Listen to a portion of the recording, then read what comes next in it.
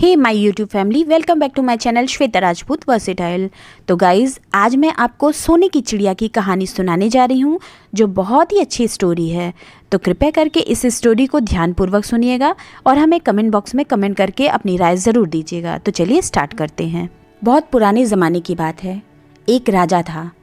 उसके महल में एक बहुत सुंदर बगीचा था।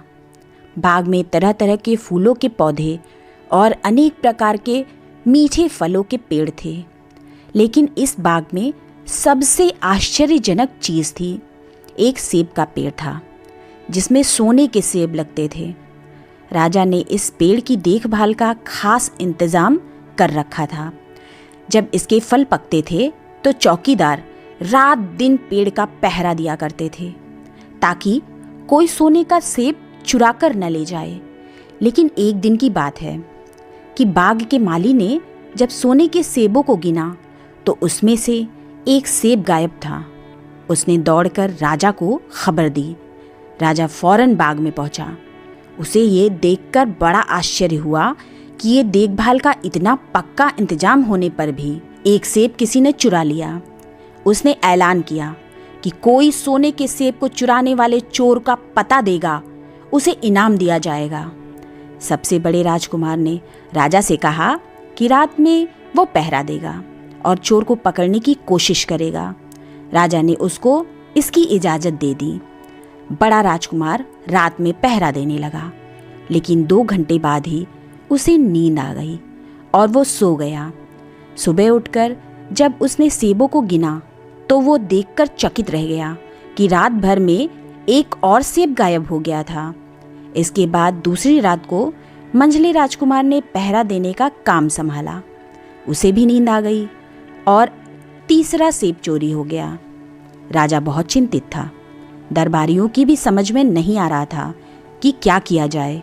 सब लोग उदास बैठे थे कि इतने में सबसे छोटा राजकुमार आया और उसने कहा कि आज रात मैं पहरा दूंगा और चोर को पकड़ूंगा। राजा इस राजकुमार से खुश नहीं रहता था। वो उसे मूर्ख भी मानता था। राजा ने छोटे राजकुमार को डांटते हुए कहा, तुम क्या समझते हो? क्या तुम्हें इसमें सफलता मिलेगी? तुमसे बड़े और तुमसे मंझले ज़्यादा समझदार दोनों राजकुमार इस काम में असफल हो चुके हैं। तुम जाओ, अपना काम करो। लेकिन छोटा राजकुमार नहीं माना। उसने राजा से प्रार्थना की कि उसे एक मौका ज़रूर दिया जाए। अंत में राजा राजी हो गया। राजकुमार रात में पहरा देने लगा। उसने तय किया कि वो किसी भी हालत में नहीं सोएगा और चोर को जरूर पकड़ेगा। जब आधी रात हुई और 12 बजे का आखिरी घंटा बजा तो राजकुमार ने देखा कि एक सुंदर सोने की चिड़िया कहीं से उड़ती हुई आई और सेब के पेड़ पर बैठ गई। उसने देखते देखते सोने का एक सेब तोड़कर अपनी चोंच में पकड़ लिया। राजकुमार ने फौरन निशाना साधकर तीर चला दिया, लेकिन तीर चिड़िया को नहीं लगा और वो पंख फड़फड़ाकर उड़ गई। हाँ, इतना अवश्य हुआ कि उसका एक सुनहरा पंख टूटकर जमीन पर आ गिरा। दूसरे दिन सुबह राजकुमार ने राजा को सारी बात बता दी और वो सोने का पंख उनके सामने रख दिया। पंख इतना सुंदर और इतना कीमती था कि राजा उसे देखता ही रह गया। राजा ने कहा, अगर उस चिड़िया का एक पंख इतना सुंदर है तो वो पूरी चिड़िया कितनी सुंदर होगी। मैं चाहता हूँ कि उस चिड़िया को कोई पकड़ लाए। सबसे पहले बड़ा राजकुमार इस काम के लिए रवाना हुआ। चलते चलते वो एक जंगल में पहुंचा। वहाँ उसने एक लोमड़ी को एक पेड़ के नीचे आराम करते हुए देखा। राजकुमार ने मौका देखकर तीर अपने धनुष पर चढ़ा लिया। वो तीर छोड़ने ही जा रहा था कि लोमड़ी ने चिल्लाकर कहा, राजकुमार, मुझे मत मारो। मुझे पता है कि तुम सोने की चिड़िया की खोज में निकले हो। तुम मेरी राय मानो तो तुम्हारा काम जल्दी ही पूरा हो जाएगा। तुम इसी रास्ते से सीधे चले जाओ। शाम होने पर तुम एक गांव में पहुंचोगे। वहां तुम्हें आमने सामने 2 सराएं मिलेंगी। एक सराय खूब सजी सजाई और सुंदर सी होगी, लेकिन तुम उसमें मत ठहरना। तुम उसके सामने वाली दूसरी सराय में ठहरना, जो बहुत मामूली और देखने में भी भद्दी सी होगी। ऐसा करने पर तुम्हारा काम आसानी से पूरा हो जाएगा। लोमड़ी का बात सुनकर राजकुमार को हंसी आ गई। उसने डांट कर कहा, भाग जा यहाँ से, मुझे तुम्हारी सलाह की कोई ज़रूरत नहीं है। ये कहकर उसने तीर छोड़ दिया। लेकिन लोमड़ी बहुत चालाक थी, वो बचकर निकल भागी। राजकुमार आगे चलता गया। शाम को जब वो एक गांव में पहुंचा तो उसने देखा कि वहां की सड़क के किनारे सचमुच 2 सराएं थीं। उनमें से एक सराय खूब सजी सजाई थी और उसके अंदर से लोगों के नाचने गाने की आवाज़ें आ रही थीं। दूसरी सराय भद्दी सी थी और वहाँ अंधेरा घिरा हुआ था। राजकुमार सजी सजाई सराय में ठहर गया। थोड़ी देर में वो भूल गया कि वो असल में सोने की चिड़िया की तलाश में निकला है। उधर जब काफ़ी समय बीत गया और बड़ा राजकुमार नहीं लौटा तो मंझला राजकुमार सोने की चिड़िया की खोज में निकल पड़ा। वो भी उसी तरह चलते चलते जंगल में पहुंचा तो वही लोमड़ी उसे भी मिली। इस राजकुमार ने भी लोमड़ी की बात पर कोई ध्यान नहीं दिया। जब वो शाम को उस गांव में पहुंचा तो बड़े राजकुमार की तरह सजी सजाई सराय में ठहरा। वहां के नाच रंग में मस्त होकर वो भी अपना काम भूल गया। यहाँ तक कि उसे घर लौटने की भी सुध न रही। अंत में सबसे छोटे राजकुमार ने राजा से कहा कि मैं सोने की चिड़िया की खोज में जाऊंगा। राजा को विश्वास था कि जब उससे बड़े दोनों राजकुमार इस काम में सफल नहीं हुए तो इसे और भी सफलता नहीं मिलेगी। लेकिन उसके जिद करने पर राजा ने उसे इजाजत दे दी। छोटा राजकुमार तैयार होकर सोने की चिड़िया की खोज में निकला। जंगल में उसे भी लोमड़ी मिली। राजकुमार ने लोमड़ी की बात को ध्यान से सुना और लोमड़ी से कहा, ठीक है, तुम जैसे कह रही हो वैसा ही करूँगा। अब तुम जाओ, मैं तुम्हें नहीं मारूंगा। इस पर लोमड़ी खुश होकर बोली, तुम सबसे अच्छे लड़के मालूम होते हो। तुमने मेरी बात का मजाक नहीं उड़ाया और मुझ पर तीर नहीं चलाया। मैं तुमसे खुश हूँ और तुम्हारी मदद करूँगी। आओ, तुम मेरी पूंछ पर बैठ जाओ, मैं तुम्हें उस सराय तक पहुँचा देती हूँ। देखते देखते लोमड़ी की पूंछ काफ़ी बड़ी हो गई और राजकुमार उस पर बैठ गया। उसके बैठते ही लोमड़ी हवा में उड़ने लगी और थोड़ी ही देर में मैदानों और पहाड़ों को पार करके उसी गांव में जा पहुंची। राजकुमार ने उसकी सलाह को मानकर छोटी और पुरानी सराय में ही डेरा डाल लिया। वो दूसरी सजी सजाई सराय से दूर ही रहा। दूसरे दिन सुबह उठकर जब वो आगे बढ़ा तो कुछ दूर चलने पर उसे वो लोमड़ी फिर से रास्ते में मिल गई। लोमड़ी ने उससे कहा, अब मैं तुम्हें बताती हूँ कि आगे तुम्हें क्या करना चाहिए। तुम सीधे चलो। आगे चलने पर तुम्हें एक बहुत बड़ा किला मिलेगा जिस पर सिपाही लोग पहरा दे रहे होंगे। तुम सिपाहियों से डरना मत और सीधे अंदर चले जाना, क्योंकि वे इस समय सो रहे होंगे। तुम बेधड़क होकर किले में घुसते चले जाना और उनके कमरों को पार करते हुए उस जगह पहुंच जाना जहां लकड़ी के एक मामूली से पिंजरे में सोने की चिड़िया बंद है।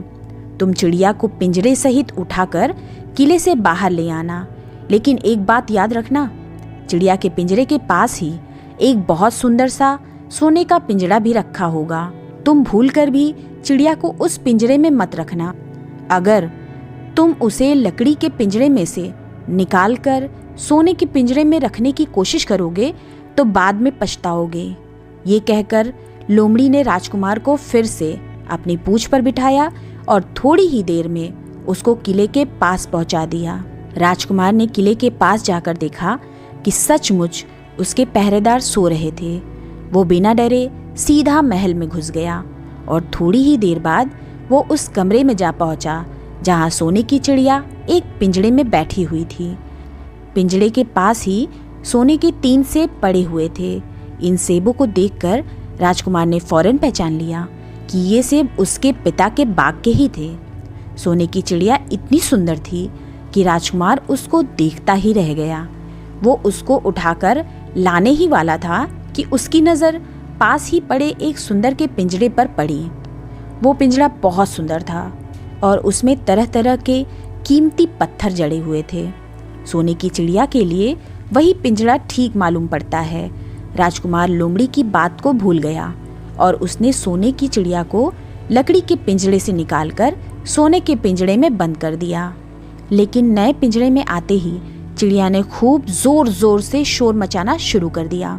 राजकुमार पिंजरे को उठाकर कमरे से बाहर भी नहीं निकल पाया था कि बहुत से सिपाही कमरे में घुस आए और उन्होंने राजकुमार को पकड़ लिया। अब राजकुमार को अपनी भूल का पता चला। उसे याद आया कि लोमड़ी ने उससे क्या कहा था, लेकिन अब हो क्या सकता था। सिपाही उसे खींचते हुए राजा के दरबार में ले गए।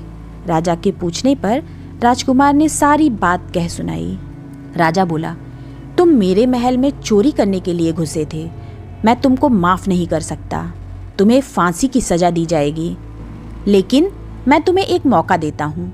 अगर तुम मेरे लिए सोने का घोड़ा ला दो तो मैं न सिर्फ तुम्हें छोड़ दूंगा बल्कि सोने की चिड़िया भी तुमको दे दूंगा। राजकुमार को अपनी जान बचाने के लिए राजा की शर्त माननी पड़ी। अब वो सोने के घोड़े की तलाश में निकला। किले के बाहर जाने पर उसने देखा कि वही लोमड़ी उसका इंतज़ार कर रही है।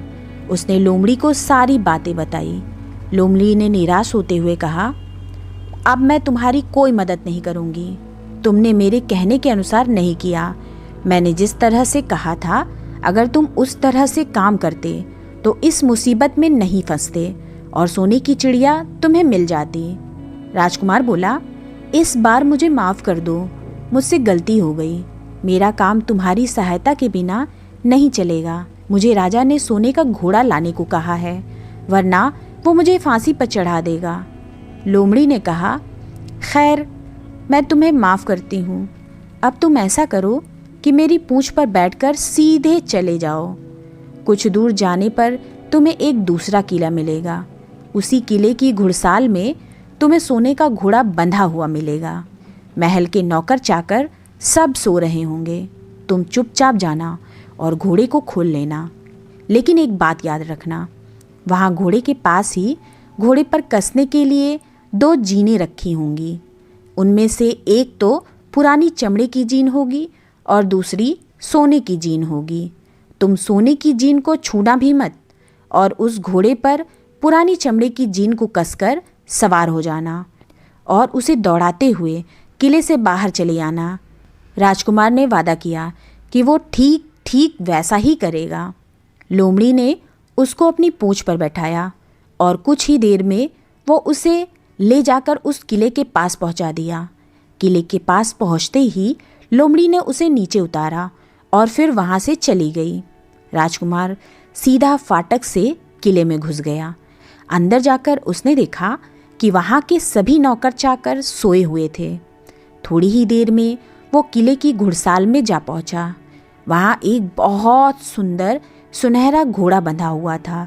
राजकुमार ने पास जाकर देखा कि वो घोड़ा सचमुच सोने का था। ऐसा सुंदर घोड़ा उसने सपने में भी नहीं देखा था। उसने आगे बढ़कर घोड़े को खोल लिया। जब वो बाहर निकलने लगा तो उसकी नज़र एक कोने में पड़ी हुई सोने की जीन पर पड़ी। ये जीन बहुत सुंदर थी और इसमें हीरे मोती जड़े हुए थे। उसके पास ही एक फटी पुरानी चमड़े की जीन पड़ी हुई थी। इतने सुंदर घोड़े पर पुरानी चमड़े की जीन कसना राजकुमार को अच्छा नहीं लगा। उसने सोने की जीन उठा ली और घोड़े पर कसना शुरू किया। इतने में घोड़ा जोर से हिनहिना उठा। किले के नौकर चाकर जाग गए। थोड़ी ही देर में राजकुमार पकड़ लिया गया। राजकुमार को सिपाहियों ने हाथ बांधकर अपने राजा के सामने पेश किया। राजा ने सारी बातें सुनकर कहा, तुमने मेरे घोड़े को चुराने की कोशिश की है, इसलिए तुम्हें फांसी की सजा दी जाएगी। लेकिन अगर तुम मेरा एक काम कर दो तो मैं तुम्हें छोड़ सकता हूँ। यहाँ से कुछ ही दूर एक सोने का महल है और उसमें बहुत सुंदर राजकुमारी रहती है। अगर तुम अपनी जान बचाना चाहते हो तो उस राजकुमारी को मेरे पास ले आओ। तुम्हें इनाम में ये सोने का घोड़ा दे दूंगा। बेचारा राजकुमार, वो फिर से एक नई मुसीबत में फंस गया। उसे मजबूर होकर राजा की शर्त माननी पड़ी। अब वो सोने के महल की खोज में निकला। कुछ दूर चलने पर फिर उसे वही लोमड़ी मिली। पता नहीं कैसे लोमड़ी को सारी बातें मालूम हो गई थी। वो बोली, देखो तुमने इस बार भी मेरी बात नहीं मानी। मेरी बात मान जाते तो ये नई मुसीबत तुम्हारे गले नहीं पड़ती। खैर, मुझे तुम पर दया आ रही है, मैं तुम्हारी मदद करूँगी। चलो, मैं तुमको सोने के महल के पास पहुँचाए देती हूँ। तुम महल के बाहर ही कहीं पीछे छिपे रहना। जब उसमें से शाम को राजकुमारी तालाब में नहाने के लिए बाहर आए तो तुम आगे बढ़कर उसका हाथ पकड़ लेना। जैसे ही तुम उसको छुओगे, राजकुमारी तुम्हारे साथ आने के लिए राजी हो जाएगी। लेकिन एक बात याद रखना, तुम उसको वहाँ से अपने साथ ले आना। उसे वापस महल में मत जाने देना। वो तुमसे कहेगी कि मैं अभी अपने माता पिता से मिलकर आती हूँ, लेकिन तुम उसकी बातों में मत आना, वरना फिर मुसीबत में फंस जाओगे। ये कहकर लोमड़ी ने फिर से अपनी पूंछ फैला दी और राजकुमार उस पर बैठ गया। देखते ही देखते लोमड़ी हवा में उड़ती हुई कुछ देर बाद सोने के महल के पास जा पहुंची। महल के पास पहुंचते ही राजकुमार पेड़ की आड़ में छिपकर बैठ गया। शाम को जब राजकुमारी नहाने के लिए किले से बाहर आई तो राजकुमार ने हिम्मत करके आगे बढ़कर उसका हाथ पकड़ लिया। उसके छूते ही राजकुमारी उसके साथ चलने के लिए तैयार हो गई। वो बोली, राजकुमार, तुम मुझे जहाँ भी ले जाना चाहोगे मैं तुम्हारे साथ चलूँगी, लेकिन मुझे थोड़ी देर के लिए अपने माता पिता से मिलाने दो। राजकुमार ने कहा, नहीं, ये नहीं होगा, तुम्हें तुरंत मेरे साथ चलना पड़ेगा। लेकिन राजकुमारी रोने लगी।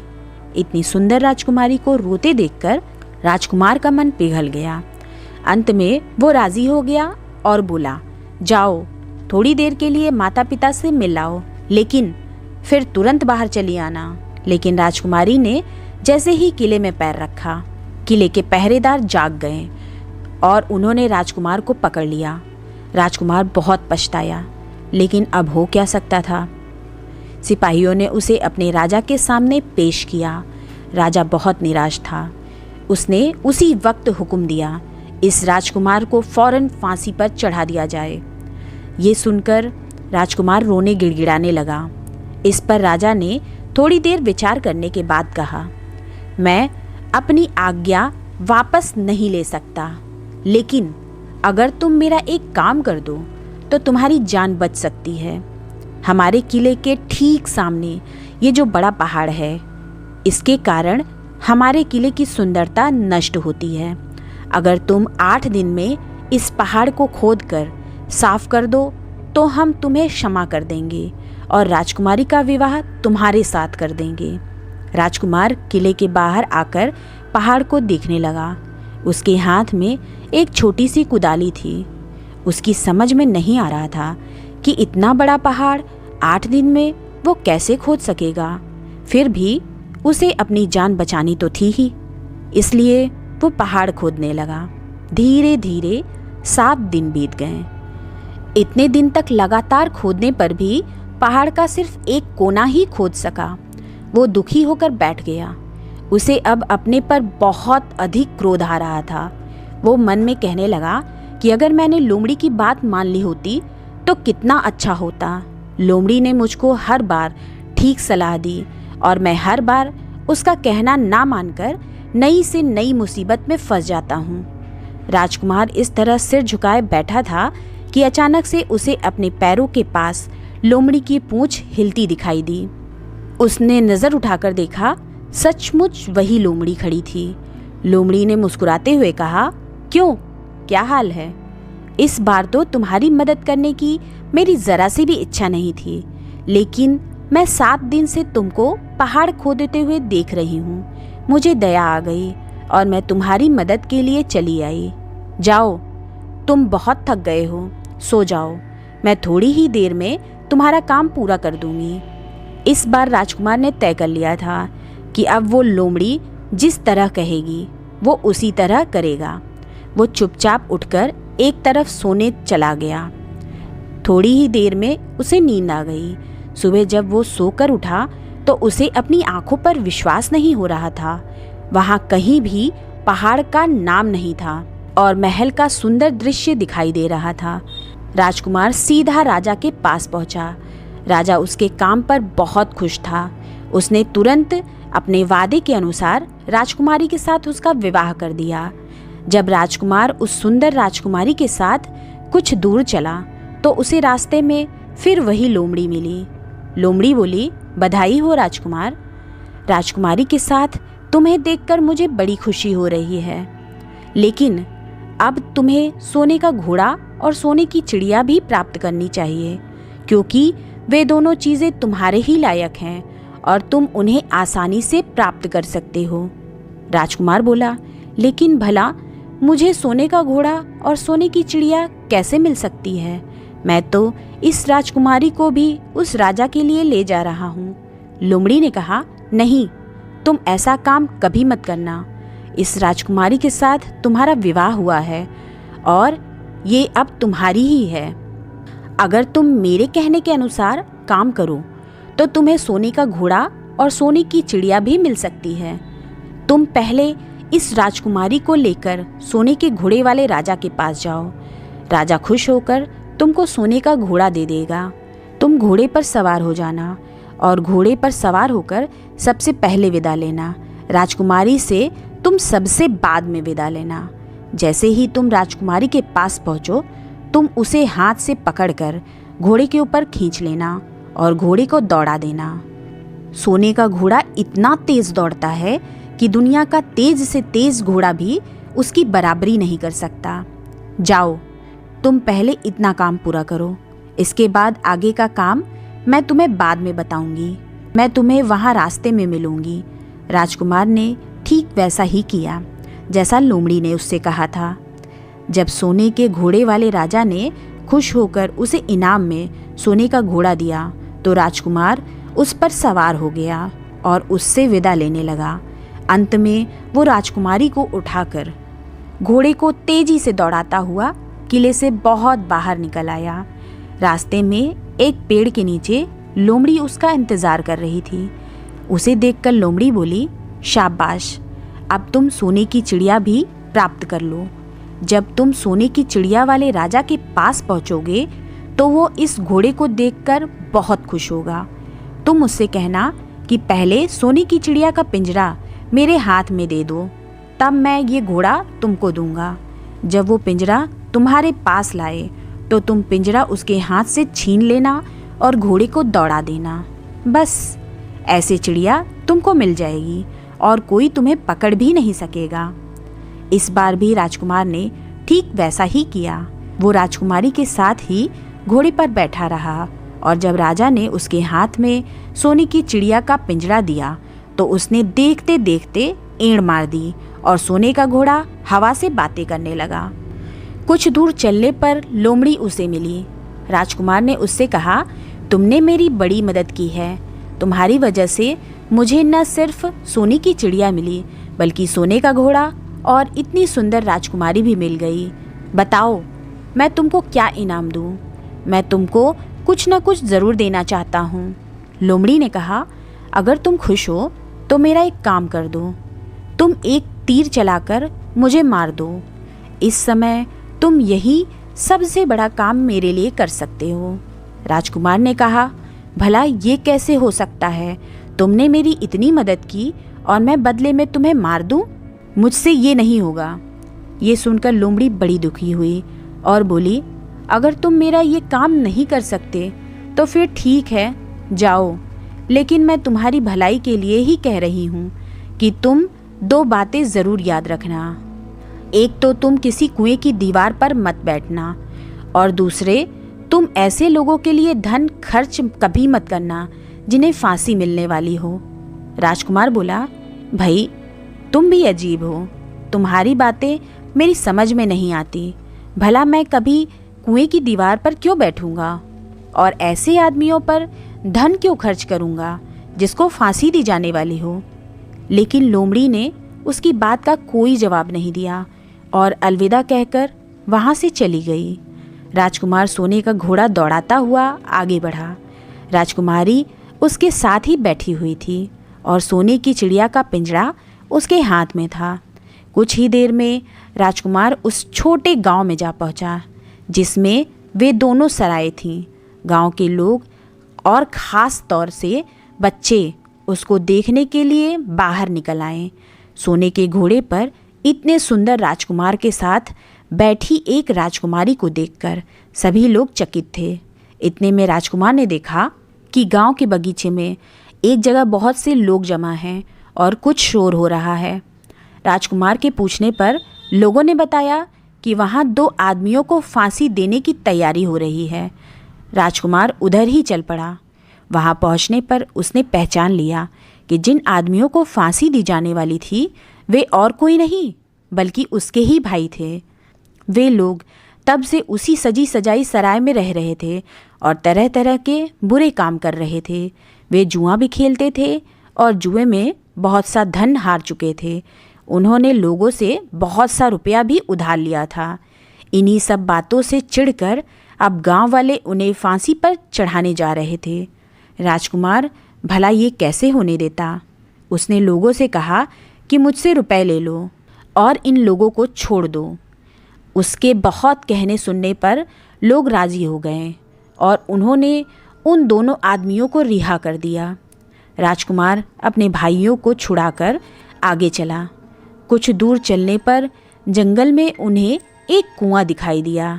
इस पर बड़े राजकुमार और मंझले राजकुमार ने छोटे राजकुमार से कहा कि चलो कुएं के पास थोड़ी देर के लिए आराम कर लेते हैं। वहाँ ठंडा पानी पीने के बाद हम लोग आगे चलेंगे। राजकुमार राजी हो गया। अब तक वो ये भी भूल चुका था कि लोमड़ी ने विदा होते समय उससे क्या कहा था। वो घोड़े से उतरकर कुएं की दीवार पर बैठ गया और आराम करने लगा। उसके दोनों भाइयों ने मौका देखकर उसे कुएं में ढकेल दिया। इसके बाद उन्होंने घोड़े पर राजकुमारी को डाला और सोने की चिड़िया का पिंजरा उठाया और वहाँ से चलते बना। कुछ ही देर में वे लोग अपने राज्य में लौट आए। घर लौटकर उन्होंने राजा से कहा, हम लोग सोने की चिड़िया को पकड़ लाए हैं। इसी चिड़िया ने हमारे बगीचे में से सोने के सेब चुराए थे। इसके साथ ही हम एक ये सोने का घोड़ा और राजकुमारी भी लाए हैं। राजा बहुत खुश हुआ। सारे राज्य के लोग खुशियाँ मनाने लगे, लेकिन राजकुमारी खुश नहीं थी। वो बराबर रोती रहती थी। उसने खाना पीना छोड़ दिया। यही नहीं, घोड़े ने भी दाना पानी बंद कर दिया और सोने की चिड़िया भी उदास रहने लगी। राजा ने बहुत कोशिश की, लेकिन ना तो वो राजकुमारी खुश हुई और ना सोने के घोड़े और सोने की चिड़िया ने दाना खाना शुरू किया। उधर छोटा राजकुमार कुएं में गिरा था, लेकिन वो मरा नहीं। कुआं बहुत गहरा था, लेकिन उसमें पानी बहुत कम था। वो कुएं में बैठा बैठा अपने भाग्य को कोसता रहा। अब उसे फिर उसी लोमड़ी की याद आई और वो पछताने लगा कि अगर मैंने उसका कहना मान लिया होता तो मैं इस मुसीबत में कभी नहीं फंसता। राजकुमार ने जैसे ही लोमड़ी को याद किया, लोमड़ी ना मालूम कैसे उस कुएं के मुंह पर आ पहुंची और बोली, देखो राजकुमार, मैंने पहले ही तुम्हें समझाया था कि किसी कुएं की दीवार पर मत बैठना और ऐसे आदमियों की मदद मत करना जिन्हें फांसी दी जाने वाली हो, लेकिन तुम माने नहीं। खैर चलो, अब आखिरी बार मैं फिर तुम्हारी मदद कर देती हूँ। लो, मेरी पूंछ पकड़कर कुएं से बाहर निकल आओ। ये कहकर लोमड़ी ने अपनी पूंछ कुएं में लटका दी। देखते देखते पूंछ इतनी लंबी हो गई कि कुएं के पेंदे में पड़े राजकुमार के पास जा पहुंची। राजकुमार उसे पकड़कर कुएं से बाहर निकल आया। लोमड़ी ने उससे कहा, जाओ, अब तुम अपने घर जाओ, लेकिन ज़रा होशियार रहना। तुम्हारे भाई तुम्हारी जान के दुश्मन हैं। वे लोग ज़रूर तुमको ढूंढ रहे होंगे। राजकुमार घर की ओर चल पड़ा। अपने राज्य में पहुंचने पर उसे एक भिखारी मिला। भिखारी को उसने अपने सुंदर कपड़े दान में दे दिए और उनके भद्दे पुराने कपड़े पहन लिए। इस तरह भेष बदलकर वो अपने किले में पहुंचा। वहां उसके पहुंचने पर एक बड़ी आश्चर्यजनक बात हुई। सोने का घोड़ा खुशी से हिनहिनाने लगा और दाना खाने लगा। सोने की चिड़िया भी अपने पिंजरे में खुशी से फुदकने लगी और गाना गाने लगी। राजकुमारी ने अपने आंसू पोंछ डाले और वो भी खुश दिखाई देने लगी। लेकिन राजा की समझ में कुछ नहीं आया।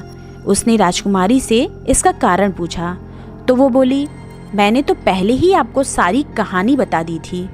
आपके बड़े और मंझले राजकुमार ने छोटे राजकुमार के साथ कैसे धोखा किया। इन्होंने आपको भी धोखा दिया है, लेकिन अब आपका छोटा राजकुमार यहाँ पर आ पहुँचा है, इसीलिए मुझे बहुत खुशी हो रही है। उसी के साथ मेरी शादी हुई है और मैं उसके साथ ही सुखी रह सकती हूँ। फिर उसने मैले कुचैले कपड़े पहने एक आदमी की ओर इशारा करते हुए कहा, वो रहा आपका छोटा राजकुमार। राजा ने भी अपने छोटे लड़के को पहचान लिया। अब राजा ने अपने छोटे बेटे के बारे में अपने विचार बदल लिए। अब वो उसको बहुत समझदार और बहादुर मानने लगा और उससे बहुत अधिक प्यार करने लगा। उसने उसको राजगद्दी पर बिठाने का निश्चय किया। बड़े और मंझले राजकुमार ने अपने छोटे भाई को ही नहीं धोखा दिया, बल्कि राजा को भी धोखा दिया। इससे राजा उनसे बहुत नाराज था। उसने उन दोनों को अपने राज्य से निकलवा दिया। इसके बाद बड़ी धूमधाम के साथ राजकुमारी के साथ छोटे राजकुमार का विवाह हुआ और दोनों सुख से रहने लगे। लेकिन राजकुमार उस लोमड़ी को भूला नहीं था जिसने उसकी सहायता की थी। एक दिन समय निकालकर वो जंगल में उस लोमड़ी की खोज में निकला। बहुत ढूंढने के बाद एक पेड़ के खोखले भाग में उसने उस लोमड़ी को चुपचाप बैठे हुए देखा। लोमड़ी बहुत उदास थी और पहले से बहुत ज़्यादा दुबली भी हो गई थी। राजकुमार को देखते ही लोमड़ी ने उसे पहचान लिया और कहा, आह, कहो राजकुमार, आज इधर कैसे भूल पड़े। राजकुमार ने कहा, मैं आज तुम्हें ही ढूंढने के लिए आया हूँ। चलो मेरे बगीचे में आराम से रहना, वहाँ तुम्हें किसी तरह की कोई तकलीफ नहीं होगी। यहाँ तो जंगल में तुम्हें खाने पीने की तकलीफ होती होगी और जंगली जानवरों और शिकारियों का डर बना रहता होगा। लोमड़ी ने कहा, नहीं राजकुमार, मैं यहाँ ठीक हूँ और भला अब तुम्हें मेरे दुख से क्या लेना देना। तुम्हारा काम निकल गया, अब तुम सुख से अपने राज्य में जाओ। राजकुमार बोला, नहीं, तुमने मेरा बड़ा उपकार किया है। मैं तुम्हें इनाम देना चाहता हूँ और अपने साथ ही रखना चाहता हूँ। राजकुमारी भी बहुत खुश होगी, वो भी तुमसे मिलना चाहती है। लोमड़ी बोली, अगर तुम सचमुच मुझे इनाम देना चाहते हो तो मेरा एक काम कर दो। मैंने तुमसे पहले भी कहा था कि तुम तीर चलाकर मुझे मार दो, इसी से मेरा लाभ होगा। असल में एक जादूगर ने मुझ पर जादू कर रखा है। मैं लोमड़ी नहीं हूँ। मुझे उसके जादू के प्रभाव से लोमड़ी के रूप में रहना पड़ रहा है। मैं तो उसी देश का राजकुमार हूँ जहाँ की राजकुमारी से तुम्हारा विवाह हुआ है। असल में वो राजकुमारी मेरी छोटी बहन है। अगर तुम तीर चलाकर मुझे मार दोगे तो इस जादू से मुझे मुक्ति मिल जाएगी और मैं फिर अपने देश लौट सकूँगा। राजकुमार को ये सुनकर बड़ा आश्चर्य हुआ। उसने फौरन अपने धनुष पर तीर चढ़ाया और लोमड़ी की ओर छोड़ दिया। तीर के लगते ही लोमड़ी मर गई और उसमें से एक सुंदर सा राजकुमार निकल आया। फिर दोनों राजकुमार आपस में गले मिले। इसके बाद दोनों राजकुमार वापस महल में लौट आए। वहाँ राजकुमारी अपने भाई से मिलकर बहुत खुश हुई। तो गाइज़, ये थी कहानी अगर आपको अच्छी लगी तो मेरे चैनल को सब्सक्राइब कर ले और बेल आइकन प्रेस करना बिल्कुल ना भूलें, जिससे मेरे आगे आने वाली लेटेस्ट वीडियो की नोटिफिकेशन आपको तत्काल मिल सके। मेरे वीडियो को लाइक एंड कमेंट्स भी करें। मेरे वीडियो को अपने फेसबुक, व्हाट्सएप, इंस्टाग्राम पे अपने रिश्तेदारों, अपने परिवारजनों, अपने दोस्तों, यारों, सभी लोगों को शेयर करना बिल्कुल ना भूलें। तो चलिए मिलते हैं नेक्स्ट वीडियो में। तब तक के लिए जय श्री महाकाल।